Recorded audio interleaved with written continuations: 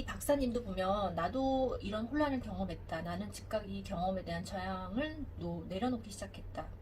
생각들은 끊임없이 지워버렸다. 내가 경험한 상실은 평생 동안 영원히 지속될 것 같다는 생각들이었다. 그러나 문제는 평생도록 지속되는 상실이 아니라 이 상실을 인한 감정 에너지다. 일단 상실에 대한 감정 에너지가 흩어져 버리면 이런 상실도 뭐 그래서 어쩌라는 거야. 뭐 이럴 수 있지. 이런 식으로 받아들이게 된다는 거죠. 그렇게 되면 문제는 극심한 파국으로 인한 감정인 것이다. 그러므로 감정도 그저 받아들일 줄 알아야 한다. 방법은 감정을 경험하도록 스스로에게 허용하는 것이다. 사실 감정을 극복하려고 서두르면 감정은 더욱더 많이 불러일으키게 된다. 그러므로 자신에게 그래 올 테면 와봐. 와 내가 다 받아들여 주겠어. 내가 다 수용하겠어. 이렇게 말해줄 필요가 있다는 거죠.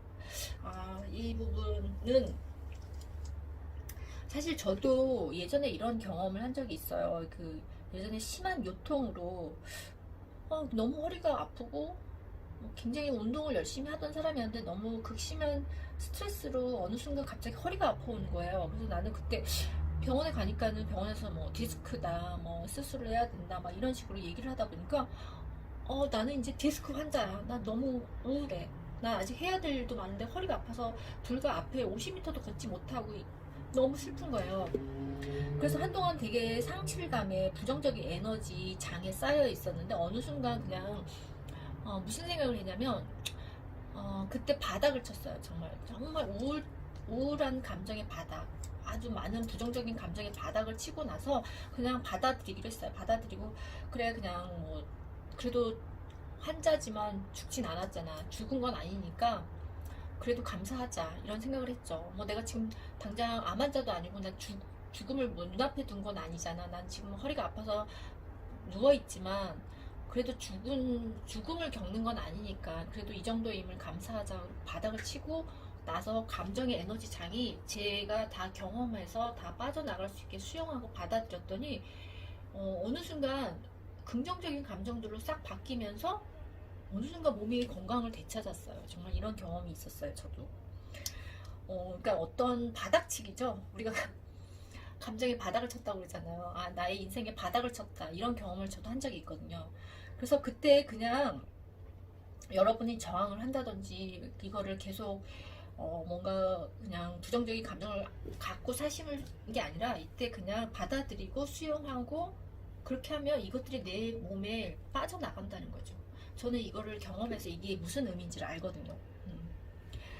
자, 그래서 우리가 마음을 이렇게 받아들이게 되면 마음이 억압된 에너지를 견딜 수 없어서 우리가 받아들일 수 있는 방식으로 이 에너지를 풀어버릴 수 있는 방법을 찾아내는 것이다. 이런 과정을 잘 아는 사람들은 억압된 에너지를 느끼며 즉시 풀어버리려고 할 것이다. 그리고 마음이 에너지의 분출을 적당할 구실을 만들어낼까지 기다리지 않는다. 성숙한 사람일수록 외부의 사건이 없어도 자신의 화를 풀어버릴 줄 안다. 모종의 억압된 화가 쌓여 있음을 알아차리면 가만히 앉아서 이렇게 말한다. 이걸 들여다보는 게 좋겠어. 그리고 마음이 화를 덜어내기 위해서 분주하게 배회하면서 저기 바깥에 무언가 사건을 만들어내기 전에 화의 에너지를 내려놓기 시작한다. 이처럼 삶의 사건들은 대부분 안전 밸브나 분출 밸브와 같아서 에너지 탱크의 압력을 줄일 수 있는 기회를 제공해준다. 자, 또 다른 방법, 압력을 줄이는 또 다른 방법은요, 어떤 경험을 할 때 그 저변의 에너지를 바라보는 겁니다. 예를 들면 어떤 사건이 있으면 내가 지금 내 감정에 어떤 에너지 장이 흐르고 있는지를 바라보는 거죠. 그래서 마음의 특정한 사건을 둘러싸고 만들어낸 문제나 생각을 다룰 필요는 없습니다. 삶의 경험을 들여다보면 우리가 경험에 대한 자신 느낌 속에서 살아간다는 걸 깨닫게 되고요. 삶의 사건 자체는 사실 아무것도 아니기 때문에 아침에는 재앙처럼 보였던 일이 정오가 되면 재밌게 여겨질 수도 있고, 사건은 전혀 달라지지 않았는데도 우리가 사건을 보는 자체가 달라진다는 거죠. 그리고 이런 이제 관점에서 보면 이런 압도적인 경험, 나쁜 경험이죠. 부정적인 경험은 꼭 좋지 않은 것만은 아니라는 거죠. 우리가 다뤄야 할 것은 그 똑같은 에너지, 그 미묘한 내면의 느낌이다. 이것들에 대한 저항을 내려놓고 순응하고 기꺼이 받아들이는 것이다. 인정하고 받아들이면 이 에너지는 풀어진다. 그렇게 몇 분 혹은 몇 시간 정도 지나면 원래의 자리로 되돌아온다. 이때 얼마나 능숙한가에 따라 걸리는 시간이 다를 뿐이다. 어떤 사람들은 즉각 풀어버린 반면에 약간의 훈련이 필요한 사람들도 있다. 그러면 더 이상 이런 감정들을 다루거나 경험하지 않아도 된다. 두려움으로 여겼던 감정이 흩어지고 나면 더 이상 두려움으로 느껴지지 않는다. 화는 화로 느껴지지 않고 죄책감은 죄책감 자체로 느껴지지 않는다. 압도적으로 쇄도하는 부정적 에너지의 흐름을 감정으로 경험하며 이 에너지는 사실상 포괄적이고 이름도 없다. 이 에너지에 어떤 이름, 딱지, 명칭을 붙이는 일을 멈추면 더 이상 이것을 해결할 필요가 없어진다. 제가 아까 좀 전에 얘기했죠. 나는 지금 분노를 느끼고 있어. 아니면 나는 우울증 환자야. 나는 고혈압 환자 등등 어떤 딱지를 붙이지 말라는 거죠. 분석이나 해석을 가하는 일을 그만두면 이것이 옳고 그름을 판단하고 싶은 마음을 내려놓으면 사건이나 자신을 질책하는 일을 그만두면 이 모든 것은 건너뛰면 이 에너지는 그저 느끼게 된다. 그러면 이 모든 것을 다룰 필요가 없다는 점을 알게 된다. 이 에너지를 불러일으키는 감정이나 생각도 다룰 필요가 없고 우리가 할 일은 그저 다가오는 똑같은 에너지를 다루는 것뿐이다. 자, 이렇게 얘기를 하고 있습니다. 어떤 감정 속으로 들어가서 느끼며 감정이 어떤 식으로든 딱지 붙이는 일을 멈추는 것입니다. 우리 자신의 느낌뿐입니다. 진짜 문제는 사실 저기 바깥에 있는 누군가의 죽음이 아닙니다. 내 느낌의 에너지, 즉 내 느낌의 압도적인 에너지에 저항하는 것이 진짜 문제입니다. 주의를 돌려 이 느낌의 에너지에 정확히 초점을 맞추면 길어질 수도 있었던 고통스러운 경험이 끊어집니다. 경험이 불현듯 끝나는 것입니다. 그래서 이런 일을 경험해 본 사람은 에너지에 깊이 순응하는 것이야말로 고통을 제거하는 핵심이라는 말의 의미를 이해할 것입니다. 이렇게 순응하면 갑자기 모든 고통이 멈추고 침묵과 무한한 현존, 평화의 상태가 찾아옵니다. 이전에 겪었던 그 어떤 경험보다 위대한 무언가가 찾아드는 것입니다. 이렇게 모든 경험을 겪어낸 사람은 더 이상 전과 같은 모습이 아닙니다. 이때부터는 자신이 정서적 경험에서 더 가볍고 자유로우며 고통에 덜 휘둘립니다. 이런 부정적인 파도가 밀려오면 이것을 다시 반갑게 맞이하고 밸브가 닫히기 전에 되도록이면 압력을 많이 풀어내는 것이 중요합니다. 예를 하나 들어드릴게요. 이 책에 예가 들어있네요. 어떤 아들이 베트남에서 전사했다는 정보를 받은 부인이 있었습니다. 정보를 받자마자 부인은 입을 닫고 창가에 흔들리는 의자에 앉아서 밖을 멍하니 응시하면서 의자를 앞뒤로 흔들기만 했습니다. 에너지가 완전히 상실한 채 무감정의 상태에 빠진 것입니다. 그녀에게 세상에 희망이 없어 보이고 신도 죽은 것이나 마찬가지였습니다. 이런 절망적인 상태에서 앞뒤로 흔들리는 의자에 앉아 가족의 말에도 전혀 반응을 보이지 않았습니다. 식음을 전폐하고 제대로 자지도 않고 완전히 무감정 상태에 창밖만 멍하니 바라보았습니다. 거의 우울증 환자 상태네요. 이건 증상이 딱 우울증 환자네요. 이 때문에 두뇌의 화학작용도 달라졌습니다. 신경전달 물질이 고갈돼 버린 것입니다. 한편 가족들은 어찌할 바를 몰라서 극심한 불안에 휩싸였습니다. 그런데 열흘쯤 지나서 국방부에서 다시 정보가 왔습니다. 전부 실수였다는 거죠. 전사한 사람은 아들이 아니라 군번 숫자가 하나 다른 동명의의 다른 병사인데 컴퓨터상에 착오가 있었다는 내용이었습니다. 가족들은 얼른 부인에게 이 사실을 알렸습니다. 엄마, 걔가 죽은 게 아니래. 그러나 부인은 계속 의자를 흔들면서 멍하니 창밖만 바라보았습니다. 가족들의 외침도 듣지 못하는 것이었습니다. 이처럼 외부 환경이 달라진다 해도 혼란은 반드시 사라지는 것이 아닙니다. 혼란이 이미 그 작용을 시작했기 때문입니다. 그러므로 우리가 다뤄야 할 것은 이 작용입니다. 그러니까 이 부인은 상황이 바뀌었는데도 이미 몸속에서 그 감정들로 인해서 그 에너지 장으로 인해서 마음속에서 이미 우울증을 앓고 있고 몸이 변했던 거죠. 몸이 벌써 변해서 질병을 앓고 있는 거잖아요. 그래서 우리가 삶에서 이미 벌어진 상황을 받아들이기는 힘들다. 그래도 이를 악물고 지금 바로 이 상황을 함께 한다는 사실을 인정하고 순응해야 합니다. 자, 이게 굉장히 어려운 얘기인데요. 여러분들이 어떤 극심한 스트레스, 극심한 슬픔을 겪었을 때 이거를 부정하지도 억압하지도 억제하지도 말고요. 그냥 있는 사실대로 받아들이고 수용해야지만 여러분들이 빨리 그 상황에서 벗어날 수 있고 빨리 치유의 과정을 겪을 수 있다는 거죠. 자, 효과를 얻으려면 마음의 주의를 기울이지 말아야 합니다. 마음에는 사실 문제의 해결책이 없기 때문입니다. 마음은 아마 이 외부적인 상황들을 바꿀 수 있으면 좋을 텐데 라고 말할 것입니다. 그리고 사람들은 기도를 합니다. 그리고 정말로 기도해야 할 것이 무엇인지 모르기 때문에 결국은 고배를 마시고 기도도 그만둡니다. 그래서 이 시점에서는요, 우리가 어떻게 기도를 해야 되냐면 우리 아들이 다시 살아오게 해주세요가 아니라 부디 저와 함께 해주세요. 이 경험에 순응하고 다루는 방법을 가르쳐 주세요. 라고 기도를 해야 된다는 거죠. 그러니까 뭐 죽은 아들이 살아오게 해주세요. 제 질병이 암이 낫게 해주세요. 뭐 이런 식의 아니라 제가 이 경험을 순응하고 다루는 방법을 가르쳐 주세요. 그리고 이렇게 기도를 해야 된다는 거죠. 그리고 신의 현존을 의식적으로 자극할 수 있게 해달라고 기도해야 된다는 겁니다. 그래서 생각의 주의를 기울이거나 상황을 바꾸기 위해서 저기 바깥에 무엇인가를 해야 할 것 같은 마음을 거부해야 한다고 합니다. 그리고 자발적으로 순응하는 마음이 일어나서 감정의 에너지에 딱지를 붙여서 형태를 취하지 계속해서 깊은 순응 속으로 들어가서 감정의 에너지 자체를 완전히 받아들이면 우리를 위해서 무엇인가를 경험해주고 이 경험을 다루어주는 것과 같은 내면 상태로 인도된다. 마치 개인적인 내가 물러나고 무엇인가를 우리의 감정 에너지로 다루어주는 것과 같다. 그러면서 생각과 더불어 고집과 저항을 내려놓고 통제와 변화에 대한 갈망을 내려놓는 것이다. 이렇게 되면 내면의 경험에 순응하면서 드디어 이 경험이 소중한 선물임을 인식한다. 하지만 이 경험을 잘 견뎌내야만 그럴 수 있다. 네, 이렇게 내용이 너무 좋네요. 그래서 여러분들이 여기서 무슨 얘기를 하냐면 이런 위기가 기회라는 것을 또 설명을 하고 있습니다. 위기가 기회라는 것 좀 설명을 드릴게요. 사실 이런 위기들은 사실은 기회라는 것을 모른다. 그러나 위기야말로 진정한 영적인 작업이 이루어지는 때이다. 다른 것들은 사실 준비를 하고 정보와 경험을 끌어모으고 방향을 정하고 영적인 지식을 축적하는 과정이다. 이런 과정 끝에는 불현듯 진실의 순간이 영적인 작업을 해야 할 때가 주어지는 것이다. 삶이 황금 같은 기회를 부여주었다면 이런 기회에 영적인 지식을 체화시켜야 한다. 이런 기회를 살려 변화를, 의식의 도약을 이루어내야 한다. 아주 귀중한 순간이기 때문이다. 심각한 위기나 파국의 시기는 곧 중요한 도약을 이루어내야 할 때다. 위기를 직시하고 단호하게 말해야 한다. 난 이 영적인 작업을 외면하지 않을 거야. 그러면 이제 진정한 영적인 작업과 마주할 수 있다.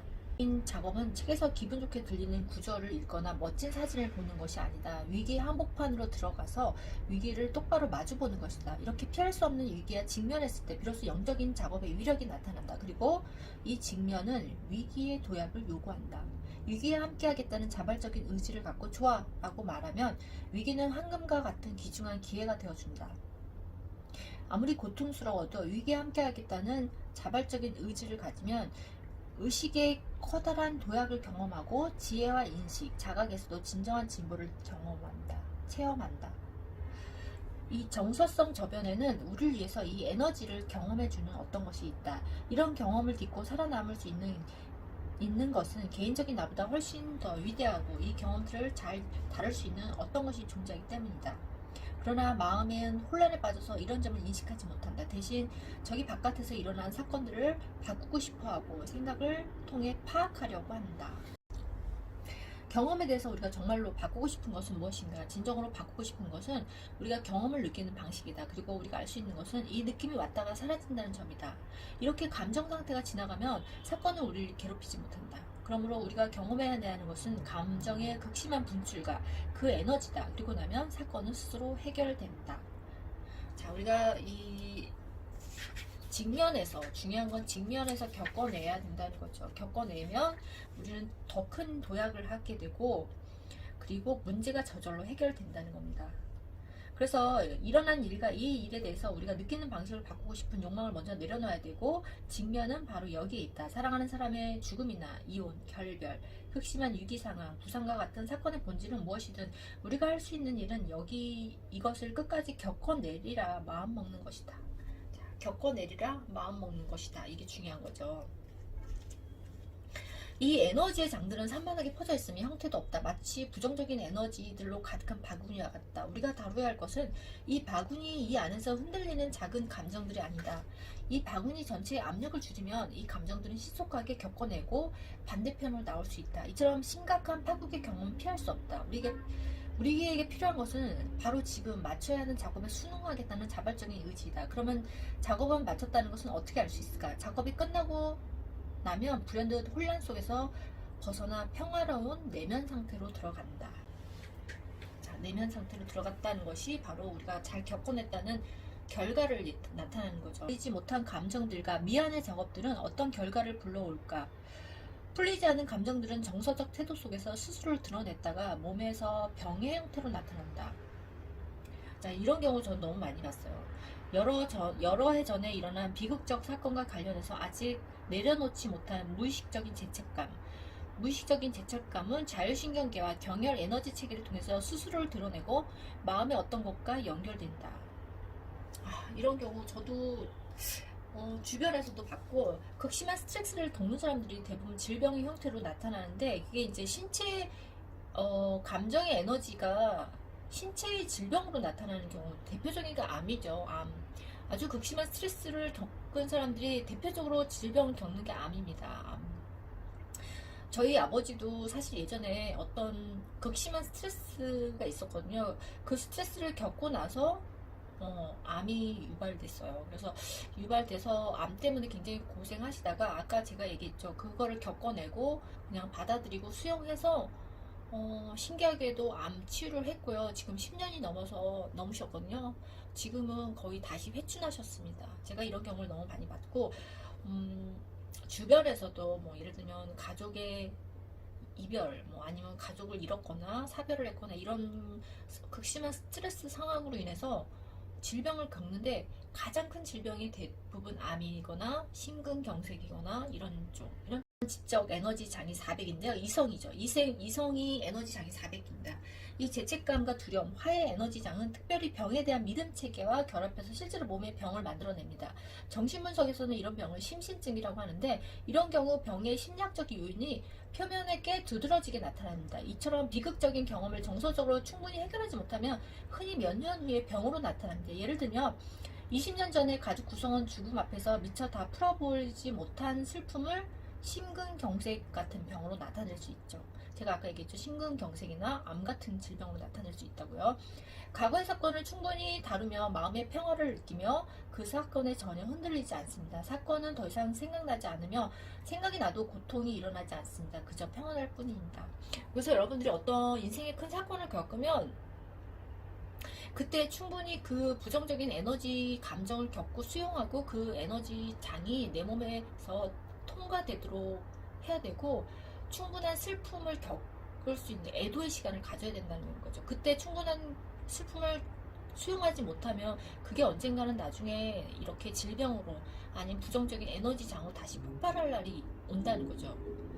그래서 이런 비극적인 경험은 궁극적으로 영적 체험의 씨앗이자 진수입니다. 경험 속으로 들어가서 중앙의 핵에 이르면 완전히 내려놓음을 통해서 절벽에서 뛰어내리면, 즉 경험에 완전히 순응하면 영적인 구도자들이 언제나 구하는 바, 그 씨앗, 즉 핵심을 만나게 됩니다. 우리가 이런 선불교에 이런 말이 있다고 합니다. 무슨 일이든지 곧장 앞으로 걸어가라. 그러면 비극적인 경험이 다가와도 중심을 잡고 경험의 핵심으로 곧장 들어가 힘차게 겪어내야 한다. 그래서 여러분들이 바닥을 치는 것, 이 바닥을 친다는 것들은 나쁜 경험이 아니더라고요. 꼭 저도 바닥을 쳐봤지만, 이 꼭 바닥을 친다는 거는 결국은 그냥 겪어내고 수용했다는 결과거든요. 그래서 여러분들이 어떤 바닥 칠 일이 있으면 저항하지 마시고 그냥 겪어내고 수용해 보시기 바랍니다. 자, 그래서 극심한 비극적 상황에서 마음이 익숙한 것을 고수하려고 안간힘을 씁니다. 직접 직면해서 뚫고 나가기보다는 현실 도피야, 오락거리, 진정제, 약물, 술 등 다양한 수단으로 상황을 모면하려고 합니다. 그러나 이런 엄청난 파국과 같은 상황의 핵심은 완전히 내려놓음을 통해서 개인적인 나보다 더욱 위대한 어떤 것을 발견하는 데 있습니다. 즉 어떤 현존이나 품성, 내적인 삶의 어떤 모습이 있음을 자각하고 더욱 위대한 사람이 되어 비극적인 경험에서 빠져나옵니다. 그러나 이 비극적인 경험을 충분히 완전하게 겪어내지 않으면 찌꺼기가 남고, 벼랑에서 반만 떨어졌기 때문에, 그 중에는 벼랑에서 완전히 떨어졌다고 생각하는 사람도 있겠지만, 사실은 이들은 은밀하게 손가락을 뻗어서 튀어나온 바위나 구명 밧줄에 매달렸다는 거죠. 그리고 신을 향한 내맡김이 사실은 완전하지 못해서 의심이 남고, 이 의구심에서 경험에 대한 두려움이나 슬픔이 찌꺼기처럼 남은 것입니다.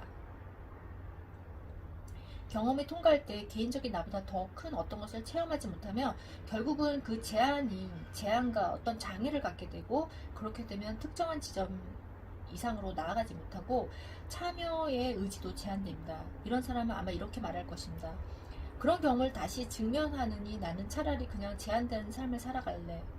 나는 사랑했다가 잃어버리느니 다시는 사랑을 안 할 거야. 이제 제한된 경험, 충분히 바닥을 치지 못하고 제한된 경험을 하는 사람들이 이렇게 얘기를 하는 거죠. 나는 그런 경험을 직면하느니 그냥 차라리 제한된 삶을 살아갈래. 그리고 나는 사랑했다가 잃어버리느니 다시는 사랑을 안 할 거야. 그렇지만 사랑했다가 잃어버리는 편이 아예 사랑을 안 하는 것보다 낫다고 하는 거죠.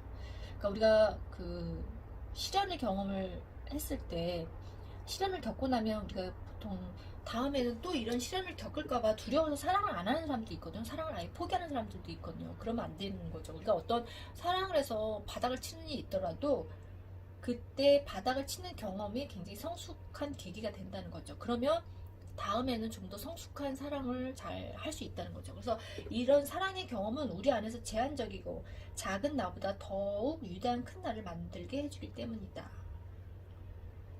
자, 사랑의 경험은 500입니다. 에너지 장이 500인데, 그래서 바닥을 치는 내적 경험이란 어떤 것일까? 이런 경험은 가망 없다는 느낌과 절망에서 생겨난다. 나는 이렇게 생각한다. 내 힘으로는 이 일을 다룰 수가 없어. 그러나 가망 없다는 이런 느낌에서 내맡김이 시작되면 이런 내맡김에서 자신보다 더욱 큰 무언가에 순응하고 내려놓겠다는 자발성이 생겨난다. 성공과 승리를 바로 이런 패배에서 비롯된다. 불사조는 절망과 가망 없음의 잿더미에서 날아오르는 것이다. 물론 중요한 것은 절망이나 가망 없음이 아니라 나의 한계를 깨닫고 내려놓는 것이다. 대파국의 한가운데서 포기했어. 나 이 문제를 다룰 수가 없어 라고 말하면서도 의식적으로든 무의식적으로든 신에게 도움을 간구하는 것이다. 여러분들이 이제 결과를, 우리가 어떤 해결 방법은 명상적이고 사색적인 방법이 있는데요. 자, 명상적이고 사색적인 기법이 있다. 이 기법은 바로 경험 자체는 물론이고 경험하는 것까지 통제하는 욕구를 끊임없이 내려놓는 것이다. 그러면 의식의 어떤 무한한 측면, 큰 나, 깨달음이죠. 큰 나, 깨달음은 자각을 다루고 있어 갑작스러운 깨달음이 일어난다. 이런 경험을 계기로 작은 나에 대한 의존은 점점 줄어드는 반면, 그러니까 작은 나라는 건 에고죠. 어떤 원초적인 에고, 가장 낮은 단계의 자기에 대한 의존은 점점 줄어드는 반면에 내면의 현존에 기대되는 자발성은 더욱 커진다. 그러니까 큰 깨달음이죠. 깨달음에 기대되는 자발성은 더욱 커진다. 그러면 삶의 문제들을 다루기 위해서 작은 에고에 의지하는 일이 줄어들고 점차 고차원적인 큰 깨달음을 얻은 큰 나의 자발적으로 순응하게 된다. 삶의 모든 측면들을 신의 의지에 자발적으로 내맡기는 것이야말로 영적 수행과 체험의 핵심이다. 이런 극심한 비극적 경험은 중요한 배움의 기회가 된다. 자, 이런 기회가 된다는 거죠. 여러분들이 아마 바닥을 내려쳐서 그때를 잘 해결하고 올라오면 여러분들이 좀 더 큰 나의 깨달음의 상태가 되고 성숙한 자아를 갖게 된다는 거죠. 자, 이제 마지막입니다. 그렇다면 깊은 차원에서 순응한다는 것은 무슨 의미일까? 끔찍한 정서적 파국을 겪지 않고도 깊은 차원의 순응을 통해 똑바른 영적 경험을 이뤄내는 방법은 무엇일까? 이 과정의 본질을 이해하면 그 방법을 알 수 있다. 영적인 위치가 변하면 우리 존재 방식이 달라진다. 생명의 모든 표현들 속에서 생명을 기꺼이 함께하고 이런 자발성으로 인해 내면의 생기를 경험한다. 기회를 받아들이려는 자발적인 의지도 내면의 이런 생기에서 생겨난다. 개인적인 나보다 더욱 큰 어떤 것이 우리와 함께하고 있음을 알기 때문이다. 삶에서 일어나는 일을 다루는 것은 개인적인 내가 아니다. 언제나 우리와 함께하는 무한한 현존의 인간의 의지와 에고보다 더욱 강력하다. 개인적인 나는 고통과 아픔을 불러오지만 큰 나, 깨달음의 나는 치유와 평화의 기운을 발산한다. 자, 이 주제가 마지막인데요. 여러분들, 잠깐 에너지 장을 얘기했을 때 결국은 가장 낮은 단계, 나의 가장 낮은 단계 에너지 장은 무지나 아까 얘기했죠. 부정적인 에너지 장에서 여러분들이 점점점 큰 나의 깨달음, 그러니까 어떤 700대, 1000의 깨달음의 단계, 그 단계로 가게 되면은 이 깨달음이 우리 문제 해결뿐만 아니라 우리 노화나 우리 질병이나 인생의 성공이나 어떤 관계나 상실에 대한 모든 것들을 해결해 줄 수 있다는 거죠. 그래서 여러분들이 어떤 어떤 사건을 겪었을 때, 그것들을, 위기를 겪었을 때, 파국을 겪었을 때, 그냥 무조건 회피하려고 하지 마시고, 받아들이고, 수용하고, 내가 온전히 바닥치는 경험을 하시게 되면, 여러분들이 깨달음을 얻게 되고, 그게 결국은 여러분들이 질병이나 성공, 인생의 성공의 전반적인 것들을 해결할 수 있는 해결책이라는 것을 얘기하는 게 이 핵심입니다. 그리고 주제입니다. 자, 오늘은 여기까지고요. 저도 이 글을 읽으면서 많이 깨닫게 되었는데 여러분들도 도움이 되었으면 좋겠습니다. 네, 감사합니다.